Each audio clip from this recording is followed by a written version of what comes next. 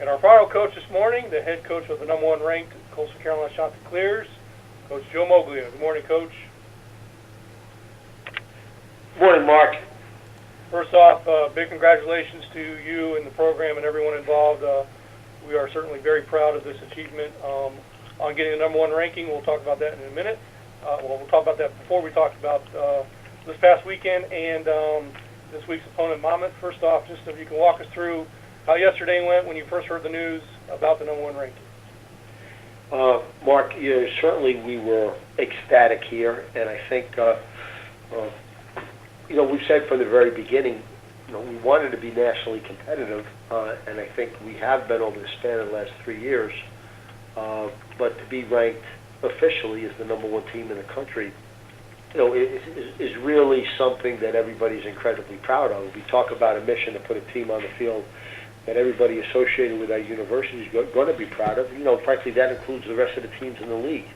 And I think on one hand, we are certainly competitive with each other, and there's no question that, when anybody is playing anybody else in the league, and anybody's playing us, or we're playing anybody else, the goal and objective of that particular game is to win that game.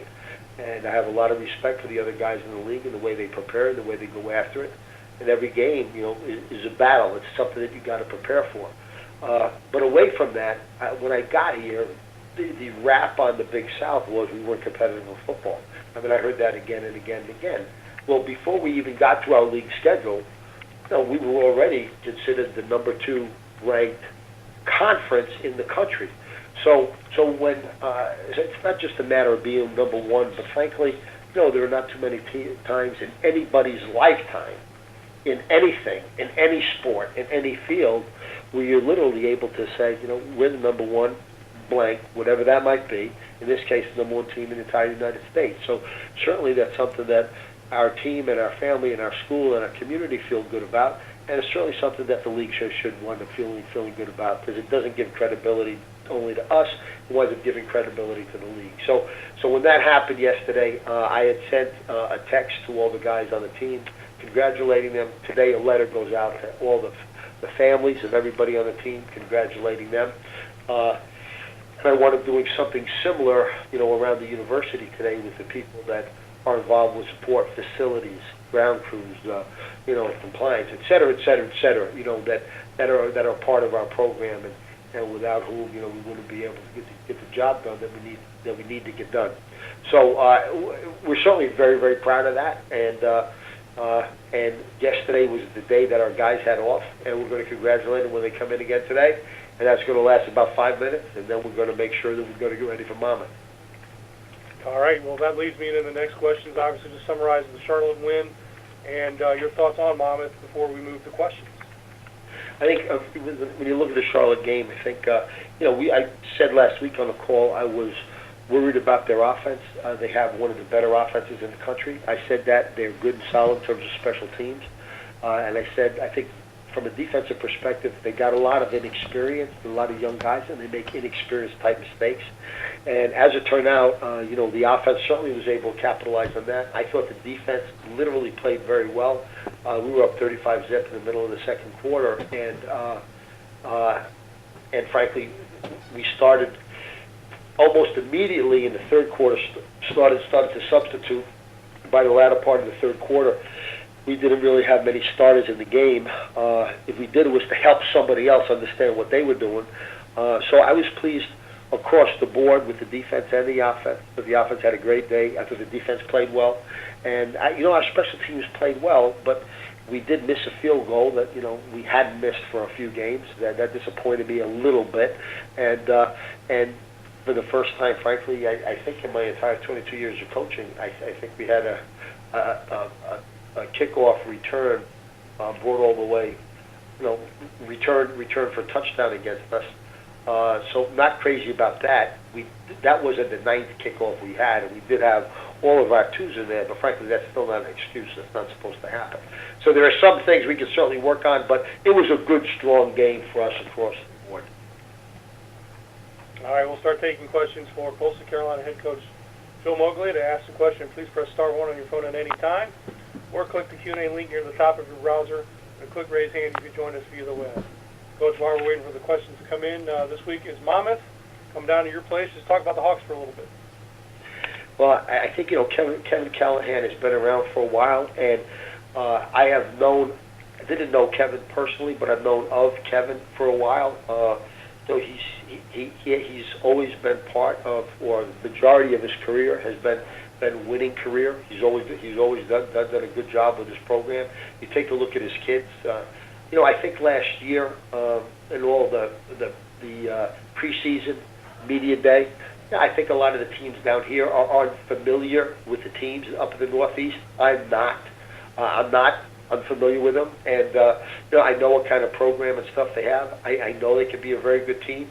I think you take a team like Monmouth that doesn't normally get the opportunity to play in front of a big crowd, then they come down to an environment like Liberty, and to stay close with Liberty at Liberty when you've never played it before. When you're tied going into the fourth quarter, that's a real tribute, I think, to Kevin and his staff and those guys. They are tough. They are scrappy. They play. They're big. They're physical. Their passing game is 23rd in the country and second in our league. Their quarterback has thrown 18 touchdowns against only 6 interceptions. Averages about 250 yards or so a game. They got this. 17 is a really outstanding wide receiver, and I think people say that he's an NFL prospect. I can see that from the game, from film that I've watched. So we've got to make sure that we are disciplined. They throw a lot of things at you. They throw a lot of different things at you. So we've got to make sure we read our keys, because if you're not reading your keys and if you're not disciplined, they're going to take advantage of something with the reverse, a naked, a bootleg, the reverse pass, all the different things. They hit you in a multiplicity of ways, and we got to make sure that we are prepared for that. From a defensive perspective, they're big up front. They've got some good speed. They like to mix up the man coverages and the zone coverages, and they're sound and they're effective in terms of what they do on special teams. So, and we know, especially with the national ranking that we've got now, we know that people are going to say this is an opportunity to beat the number 1 team in the country. We know that, and so we got to make sure we're ready. And I'm optimistic that we will be.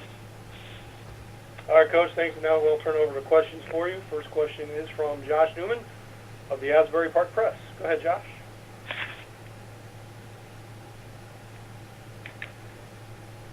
I think we're having some problems with Josh's line, so we'll be. Did you not get the feeling before that Josh already kind of cut off here? I mean, Jamie already asked Josh's questions. Right.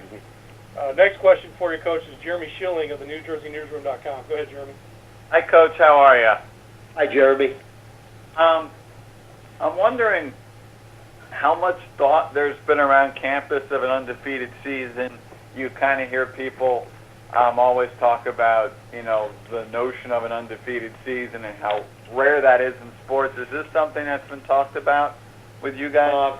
Yeah, I think, Jeremy, it's not talked about with my staff, and it's not talked about with anybody connected officially with the football program. It's not talked about with the players. Now, having said that, Division I has about 250 programs, and I'll bet you in August there are probably 60 programs, 50 or 60, that talk about, there's a possibility going undefeated, etc. We never really approach it that way, but I think as the season had gone on, I think, with some media attention and some fanfare in the community, I have no doubt that, there are people, because you asked the question, I think they have no doubt there are people that are talking about that, and I get asked those questions. But every time I get asked those questions, I say, that's the last thought we've got. The only thought we've got, and 100% of our attention right now, is focused on Monmouth. It doesn't matter that we played 10 games up until now. It doesn't matter what our record is up until now. And it doesn't matter what we're going to do after we finish that game. If we don't do a good job of paying attention to Monmouth, we're not going to be ready and really ready to go and prepared to play that game. So, and our team we think that way, we function that way, we talk that way, we practice that way. So there's not going to be a whole lot of attention that being paid to literally anything other than we got to get ready for Monmouth. Thank you, Coach. Thanks, Jeremy. Thanks, Jeremy. And Coach, the next question for you is from Pete Acabelli of the Associated Press. Hey, Joe, how are you? Hiya, Pete.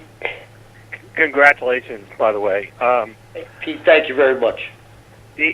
Joe, you mentioned early on that it's so rare when somebody gets that recognition of being the very, very best. I mean, you were considered among the best in your business life. How much did that kind of just drive the idea that, hey, we can achieve whatever we want here at Coastal Carolina?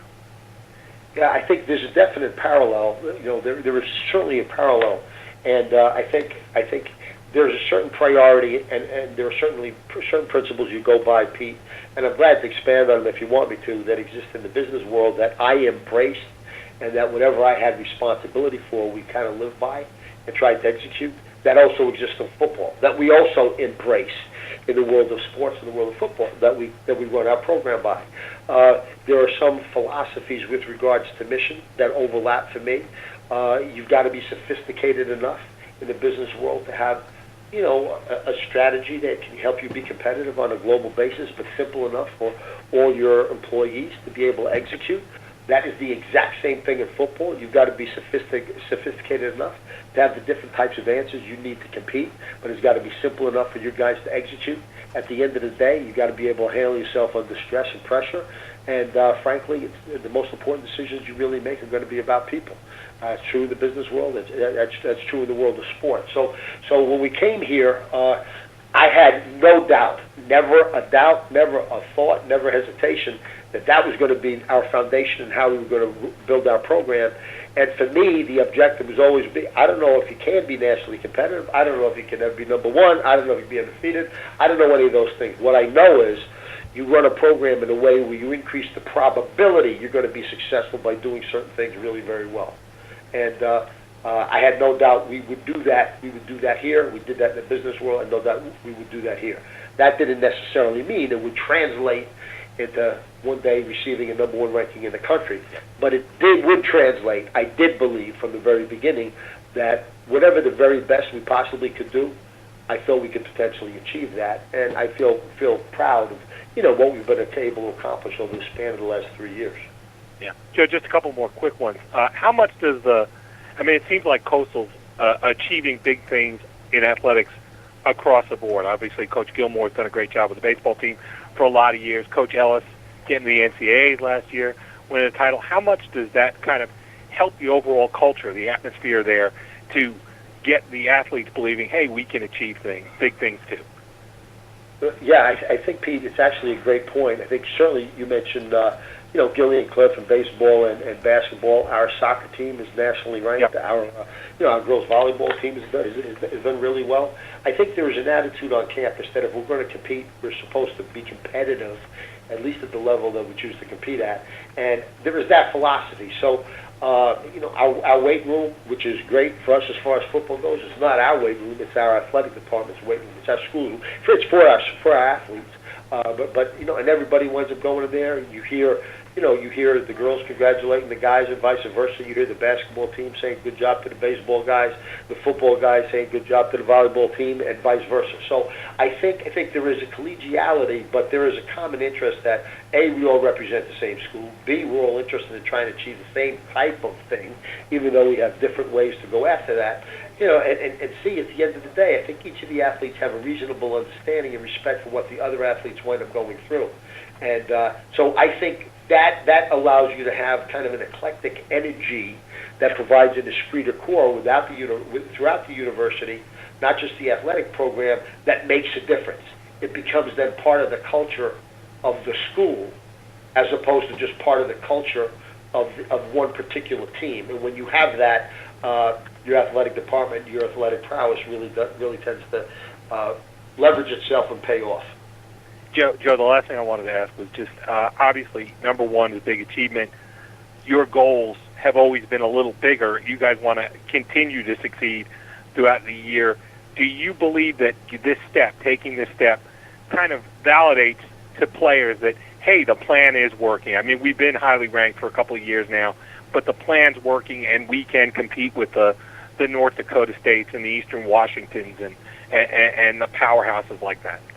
Yeah, I think I'm going to kind of answer this a little differently. I think, Pete, the reason why, I think it's kind of the chicken and the egg thing. I think in order to get where we are today, at some point, our guys had to 100% fully embrace our philosophy and the way we approach things. And I think they felt that somehow you could see a significant change in them somewhere, by the end of our first season. And going in, I said this last year, going into our second season, our guys embraced the way we do things, believed in it, went after it, totally. And that's what's helped us get where we are. It's not like you get to here and all of a sudden everybody buys in. You got to buy in an effort to get there. Yep. Thanks, Joe. I really appreciate it. You're welcome, Pete. Thanks for being on the call. Take care. Thank you, Pete. And Coach, last question I have for you. We've been asking all the coaches this. 2 questions, but this one's more for you. 3, Chanticleer's named Academic All-District, Mo Ashley, Chad Hamilton, and Brett Johnson. Just what this achievement means for them, and just a little bit about them as students. Yeah, I think, what, it was a big deal for us. We made a big deal to our team. We did a little research, so you got 8 districts in the country. The district is all Division I, so that includes the FBS as well as the FCS. And, Chad and Mo and Brett, I heard the end of Jamie's talk when he was talking about Reyes, and, they're student athletes. That's really what they are. They do a great job in the classroom, and they do a great job on the field. Remember, everything we talk about is the BAM idea. Just be a man, you stand on your own 2 feet, you accept responsibility for yourself, but that's not just in football. That's your responsibility in the classroom. We talk about why that's important.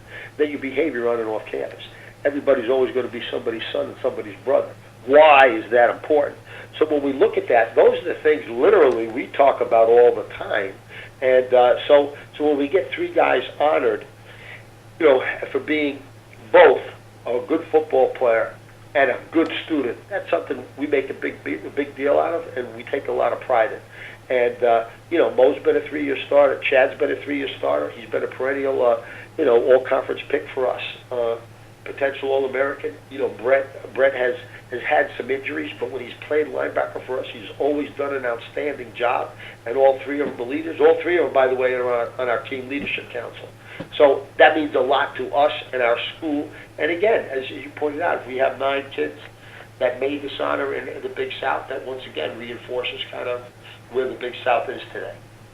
All right, Coach. Well, that's all the time we have for you. Thanks for joining us. Congratulations again, and good luck Saturday against Monmouth. Thanks a lot, Mark. All right. And that will conclude our call with all of our coaches. Our thanks to the media and coaches participating today. Recordings of each segment will be available for playback on BigSouthSports.com later this week. Everyone have a great rest of the week, and we'll talk to everyone next Tuesday.